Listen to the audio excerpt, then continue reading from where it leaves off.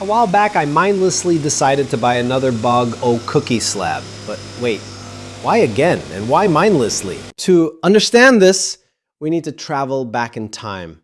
In 2021, I bought this huge bog oak cookie slab, and that triggered an endless nightmare because I had epoxy leaks, it broke my planer, the slab cracked open again after the epoxy filling,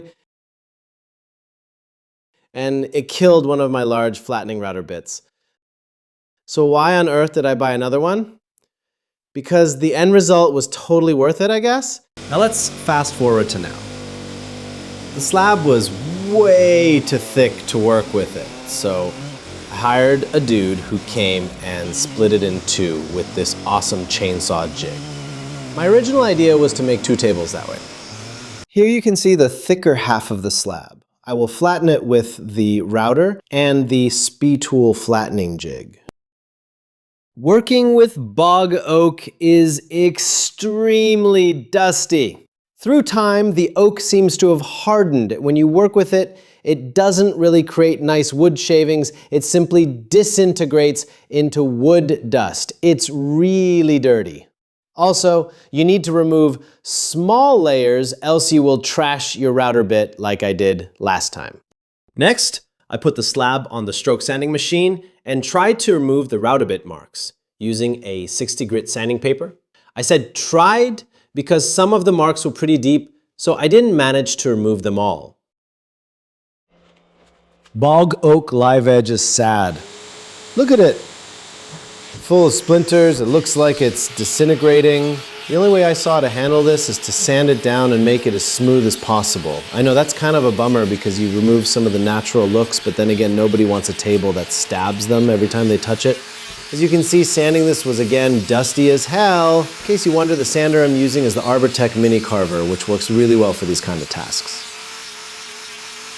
I applied black wood filler on the lower side of the table to try to close all holes and cracks. Then I sealed the entire bottom side with water-resistant tape. This was going to be a messy effort no matter what. Slowly but steady, I started to fill all cracks with black epoxy resin. Bog oak is really thirsty, so this process requires a lot of patience. You can see that there is one really large crack. To save epoxy resin, I will fill part of that crack with scrap wood. To get the shape right, I used a piece of transparent plastic foil and transferred the shape. That way I transferred the shape onto a piece of wood and cut it out with the bandsaw.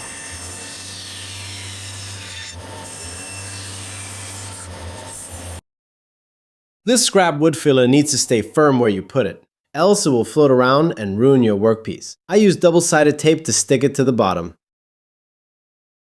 Make sure to secure it really tightly. If the piece comes loose while the epoxy resin is curing, you will get really upset.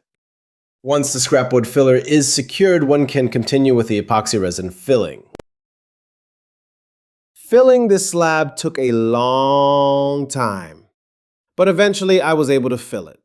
Then the tape needs to be removed, which is a really fiddly task, especially removing the tape on the side was a nightmare.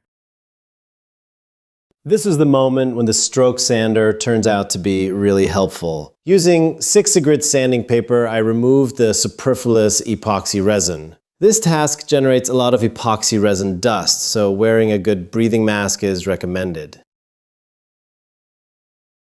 I repeated the same on the bottom side. You can see here that parts of the tape sunk into the resin and got stuck. Most of that tape will be removed in the sanding process. The bottom part of the workpiece has a lot of holes and cracks that were not filled. That is because I filled the slab from the top. Air bubbles and other cracks remain and need to be filled. Well, they don't have to be filled, but I do it because I want the bottom to look nice also. Now the next dirty task awaits. The live edges have been filled with epoxy resin. There are also tape residues. All these need to be sanded, which means generating lots of wood and epoxy dust. As you can see here, the live edges have a lot of cracks left. The best idea I could come up with to solve this was to fill them all with black wood filler. The wood filler is not liquid but a paste, and that way, unlike epoxy resin, you can apply it to the side of an object. Once the wood filler dries, you can sand it easily. I like using a Delta sander for that task.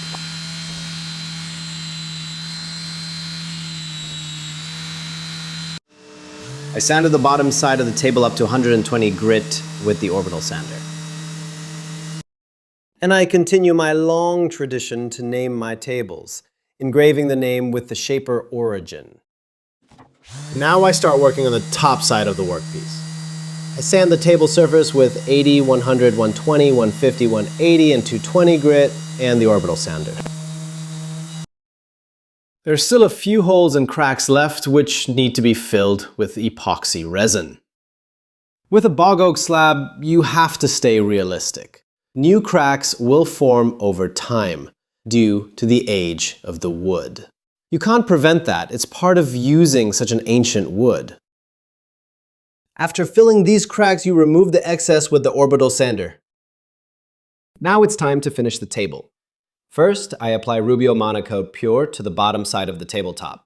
This is when the beauty of the workpiece starts to shine through.